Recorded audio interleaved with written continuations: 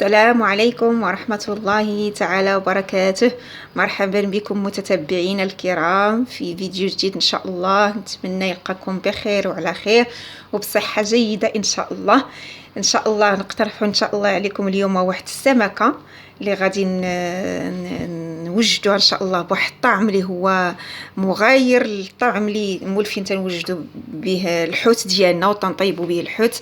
إن شاء الله اليوم غنطيبوا سمك بالاعشاب تيكون منسم بالاعشاب بعيد عن الطماطم ومعدنوس ومطيشه وداك الشيء. غنديروا اليوم ان شاء الله منسم بواحد اللوغو اللي هو بنين ان شاء الله تعالى. نتمنى يعجبكم المقترح ديالنا ديال اليوم ان شاء الله، تبعوا معنا. اذا عندنا حتى السمكه تقريبا كيلو، هذه كيلو الا ربع على ما اظن، كيلو الا ربع. هي غسلتها مزيان وتنقات، ما عرفتش انا اش من نوع، المهم ما عرفتش سميت هذا النوع ديال السمك، المهم واحد النوع ديال اللي يدخل في الفرن. نقيتها مزيان وان شاء الله غنشرملوها ان شاء الله في عندنا هنايا ورق سيدنا موسى اولا ورق الرند، عندنا الزعتر، عندنا الملح، الثوم، طبيعة الحال الحامض. انا عندي هنا الحامض في المجمد، مع ما تنتوفرش، ما تلقاش بعض المرات تنقبض فاش يكون وقيت الحامض تنحطو في الكونجيلاتور، وقت ما بغيت تنجبد حامضه هكا وتنستعملها. اذا عندي هنايا بطاطس، فلفل الفلافل كاملهم ثلاثه، الفلفل الاصفر، فلفل احمر وفلفل اخضر. اذا بطبيعه الحال زيت الزيتون والماء ان شاء الله باذن الله. نبداو ان شاء الله دابا الطريقه.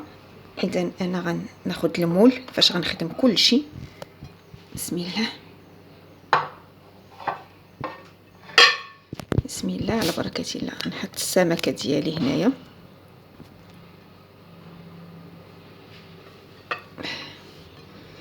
غادي ناخذ الزعتر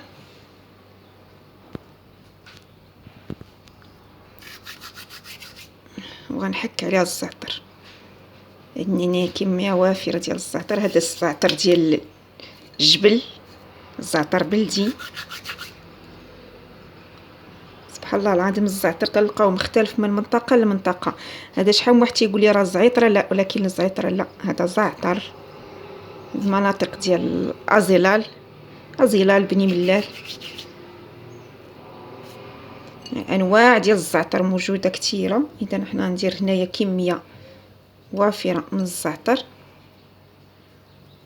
عرفنا حنا الاهميه ديال الزعتر في السمك، ضروري ضروري. هنا غندير واحد الكميه اللي هي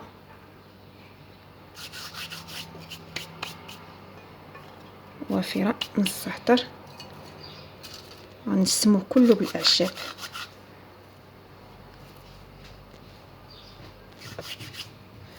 هنايا غندير الزعتر،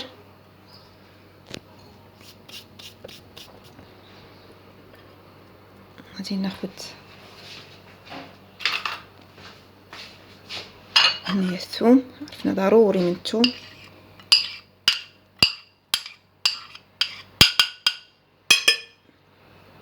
الملح،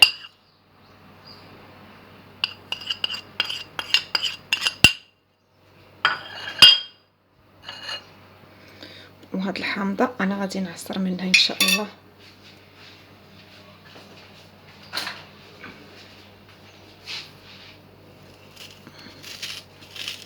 ميمكنش غنطيبوا الحوت بلا حامض، ضروري.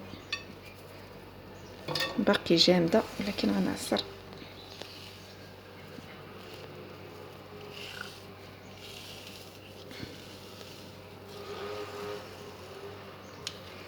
بس نعصر على السمكه ديالي مزيان، وغادي نعصر شويه على التشرميله هادي.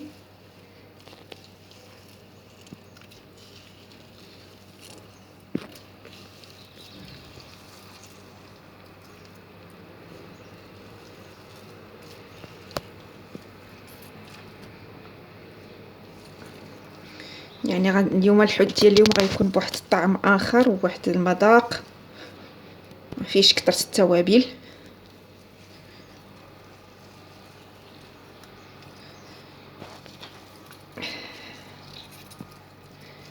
تبارك الله شحال.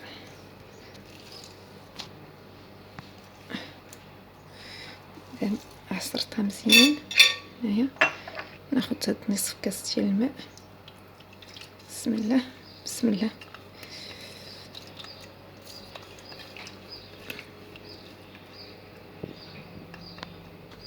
داك العلف ديال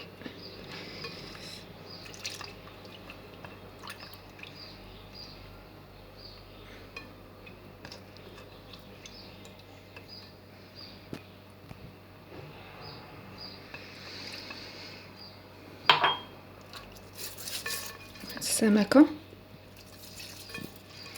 تندخل فيها هاد الثوم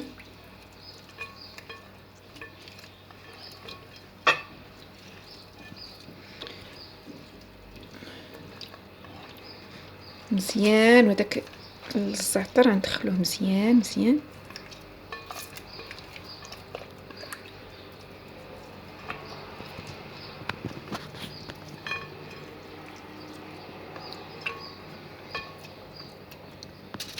ورقه سيدنا موسى، هادو راه غسلتهم مسحتهم حتى هما، نحطهم هنايا وغنفلحها.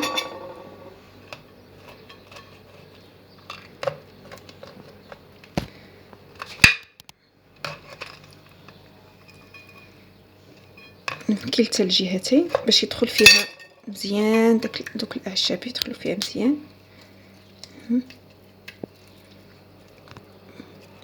كتشوفوا اليوم ما درناش طماطم، ما درناش التوابل كامله، يعني اكتفينا بالملح مع الثوم. ان شاء الله غتجربوا غتجيكم بنينه من احلى ومن ألذ ما يكون. اذا انا غنخليها دابا تقريبا واحد ساعه المكانه، غنخليها تقريبا ساعه المكانه باش تشرب مزيان، تدخل فيها الثوم وهذا الزعتر يطلق فيها مزيان ان شاء الله. نتلاقاو ان شاء الله المرحله ان شاء الله نتلاقاو في المرحله الثانيه.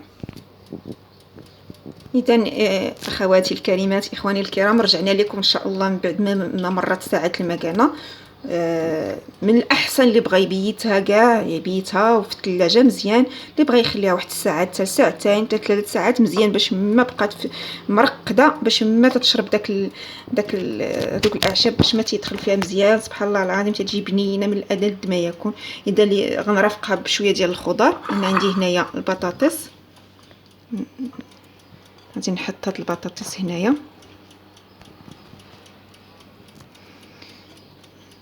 الوليدات تيبغيو بطاطا، ميبغيوش يكون سمك بدون بطاطس، وحنا تنتفاداو في الحقيقه تنتفاداو القلي ما امكن. اذا انا غنفرش هنايا الشرائح ديال البطاطس.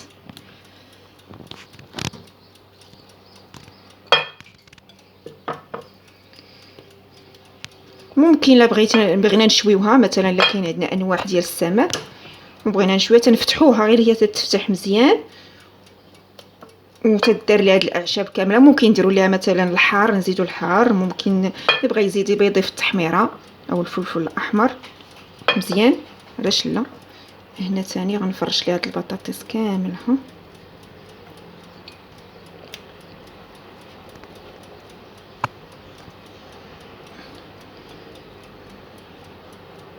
نديروا لها هاد الفلافل من هنايا، يعني كل واحد والطريقه ديالو ديال التزيين.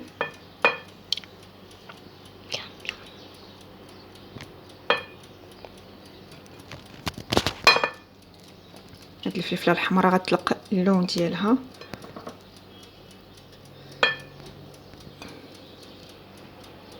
صافي، ولا واحد الطريقه ديالو. نسلشوا الفلفله الخضراء اللي بغى فلفله خضراء هي هكا.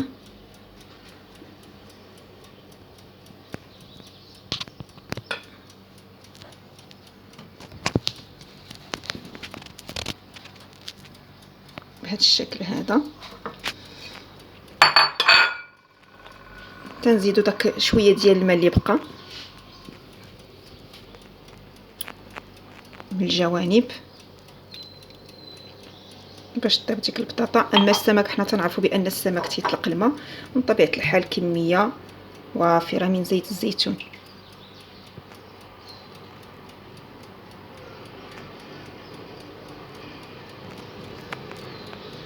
الزيتون.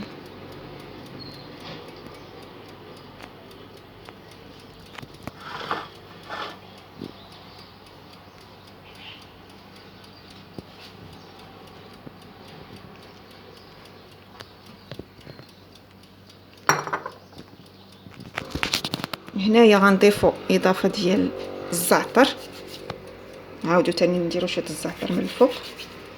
غندردروه. سمك منسم اليوم غير بالزعتر.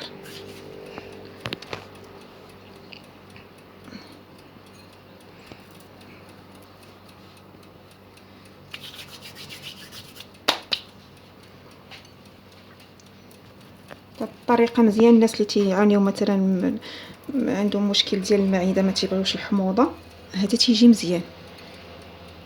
هاد السمك بهاد الطريقه تيجي مزيان. كاضافه هادو عويدات ديال اليازير. انا هاد اليازير كان عندي جبتو من الباديه، غسلته ونشفته. ها هو ممكن حتى هو نزيدوه، حتى هو نسمو به.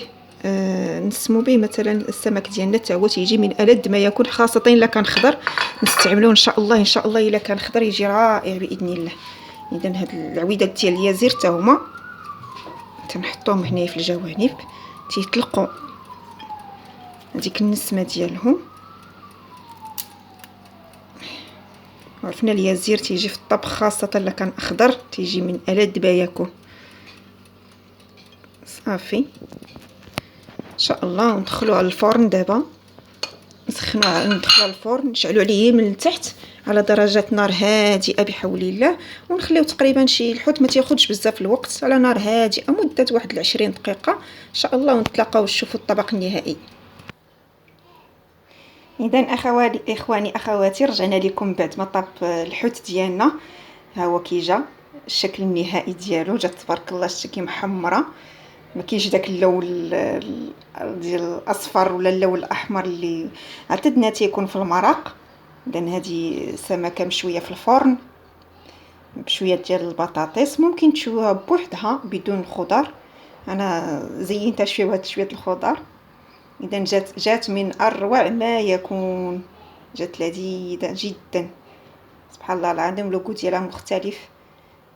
رافقتها بعد السلطات، شويه ديال البربه، شويه ديال الفكوس، هادو فلافل شويتهم في الفرن، درت لهم شويه الملح وشويه الخل، جاو رائعين. اذا هذا هو الشكل النهائي ديالنا اخواني اخواتي. نتمنى ينال اعجابكم، ونتمنى لكم الصحه والسلامه ان شاء الله، والى فيديو اخر باذن الله. والسلام عليكم ورحمه الله تعالى وبركاته.